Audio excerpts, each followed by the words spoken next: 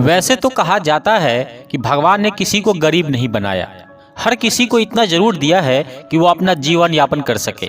अगर किसी को जरूरत से कम भी दिया है तो उसके लिए ऊपर वाला कुछ न कुछ ऐसा इंतजाम कर देता है कि उसका जीवन चलता जाता है। हम अक्सर दूसरों के धन को देखकर अपनी अमीरी और गरीबी का अंदाजा लगाते हैं। अगर हमारे पास 10 रुपये हैं और सामने वाले के पास 100 रुपये हैं तो हम खुद की नज़रों में गरीब हो जाते हैं और दूसरा व्यक्ति अमीर। हम ये नहीं सोचते कि 100 रुपये कमाने वाला मेहनत कितनी कर रहा है, उसकी ज़रूरतें कैसी है। हम बस दूसरों के धन को देखते हैं और अपनी राय बना लेते हैं। आज की इस गौतम बुद्ध की प्रेरणादायक कहानी के जरिए आप जानेंगे कि भगवान बुद्ध के अनुसार एक अमीर और धनवान व्यक्ति कौन होता है। साथ ही आप समझेंगे कि गौतम बुद्ध हर व्यक्ति को क्यों धनवान कहते हैं। गौतम बुद्ध की कहानी आपको बहुत प्रभावित करेगी और इस बुद्ध की प्रेरणादायी कहानी से मिलने वाली शिक्षा आपके बहुत काम की होगी। एक समय की बात है, एक राज्य के राजा ने गौतम बुद्ध को कुछ दिनों के लिए अपने राज्य में आने का निमंत्रण दिया। उस राजा के निमंत्रण को बुद्ध ने स्वीकार किया और वो अपने कुछ शिष्यों के साथ उस राज्य में चले गए। बुद्ध से मिलकर उस राजा ने उनसे प्रार्थना करी कि वह कुछ दिन वहां रुककर उसके राज्य के लोगों की समस्या का समाधान करे और साथ ही उन्हें धार्मिक मार्ग पर चलने की शिक्षा दे। बुद्ध ने राजा की बात मान ली और 3 दिन के लिए उन्होंने इस राज्य में धर्म सभा करने का फैसला किया। गौतम बुद्ध की आने की खबर पूरे राज्य में फैल गई और धर्म सभा के पहले ही दिन बहुत से लोग आए। उसी राज्य के चौराहे में एक भिखारी बैठा रहता था। उसे भी गौतम बुद्ध की आने की खबर थी, लेकिन वो सोचने लगा कि धर्म सभा में जाकर मुझे क्या मिलेगा, यहाँ बैठा रहता हूँ। जैसे जैसे लोग आएंगे वो मुझे भीख में कुछ न कुछ देकर ही जाएंगे। पहले दिन बहुत लोग आए और इस भिखारी की अच्छी खासी कमाई हो गई।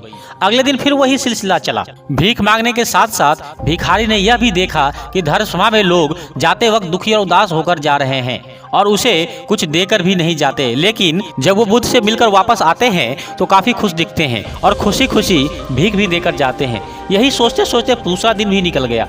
तीसरे दिन बहुत कम लोग आए तो भिखारी परेशान हो गया, उसकी कमाई नहीं हुई। उसने सोचा बुद्ध सबकी समस्याओं का उपाय दे ही रहे हैं तो क्यों ना मैं भी उनके पास जाऊं और अपनी इस निर्धनता को दूर करने का उपाय पूछूं। ऐसा सोचकर वो भी धर्म सभा में चला गया, लेकिन वहाँ लंबी लाइन लगी थी।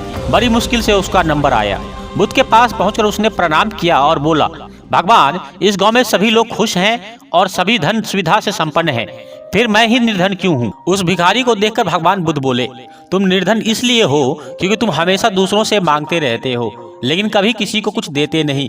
तुम सोचते हो कि लोग तुम्हें भीख में कुछ पैसे दें, लेकिन बदले में तुम किसी को कुछ देना नहीं चाहते। ऐसा सुनकर वो भिखारी बड़ी हैरानी से बोला, भगवान, मैं क्या लोगों को कुछ दूंगा, मेरा तो खुद का गुजारा भीख मांगकर चलता है, मेरे पास देने को क्या है ही। बुद्ध कुछ देर के लिए मौन हो गए और थोड़ा देर रुकने के बाद बोले, तुम बहुत मूर्ख हो।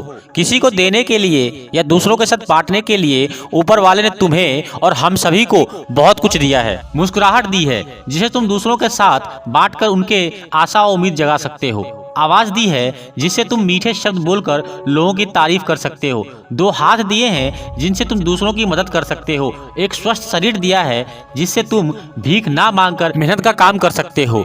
ऊपर वाले ने जिसको ये चीजें बिना किसी कमी के दी है वो कभी निर्धन नहीं हो सकता। तुम निर्धन हो तो बस अपनी सोच की वजह से। जैसे जैसे तुम इस सोच से बाहर निकलोगे तुम खुद को दूसरे जितना ही अमीर समझने लगोगे और तुम्हारा जीवन भी सुधर जाएगा। दूसरों की खुशी देखकर उनसे अपनी तुलना मत करो। ऊपर वालों ने हर किसी को धनी बनाया है, बस जरूरत है तो अपनी सोच को सुधारने की। भगवान बुद्ध की बातें सुनकर उस व्यक्ति को अपने जीवन का मूल्य समझ आ गया और वो उनके दिए हुए उपदेशों के अनुसार अपना जीवन जीने लगा। हम सभी लोग दूसरों से अपनी तुलना करते हैं या दूसरों की खुशी देखते हैं तो हमें लगता है कि हमारा जीवन खराब है और बाकी सब मजे में हैं। हम कभी अपने जीवन की अच्छी चीजों पर ध्यान नहीं देते। हम कभी ये नहीं सोचते हैं कि भगवान ने हमें एक स्वस्थ शरीर दिया है जो कि सबसे मूल्यवान चीज है। आप भले ही कितने अमीर हो, अगर आपका शरीर काम का न रहे तो वो पैसा भी किसी काम नहीं आता। और दूसरी तरफ अगर आप गरीब ही हैं लेकिन आपका शरीर एकदम स्वस्थ है तो आप अपने आप में एक अमीर व्यक्ति हैं। एक स्वस्थ शरीर पैसों से कितना ज्यादा जरूरी है कोरोना काल में हम सब देख ही चुके हैं।